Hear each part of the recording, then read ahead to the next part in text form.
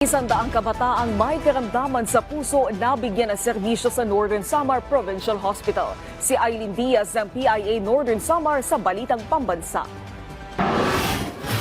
Ngayong buwan ng mga puso, ngiti ang mababanaag sa mahigit sa 100 mga kabataang may karamdaman sa puso matapos silang mabigyan ng serbisyo ng Northern Samar Provincial Hospital. Sa tulong na rin ng pribadong sektor, isinagawa ng ospital ang libreng pedia-cardio screening sa mga batang may congenital heart diseases at mga may Down syndrome. Malaking tulong ang pedia-cardio screening dahil bihira lamang ang mga ganitong serbisyo sa buong Northern Samar.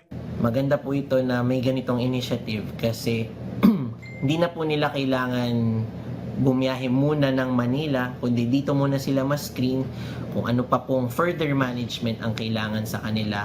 Nagpaabot naman ng pasasalamat ang isang ginang matapos na maisailalim sa pagsusuri ang kanyang anak na may sakit sa puso. Sana po mabigyan pa po kayo ng maraming opportunity para makasponsor pa sa iba at makatulong pa sa ibang tao. Maraming salamat po.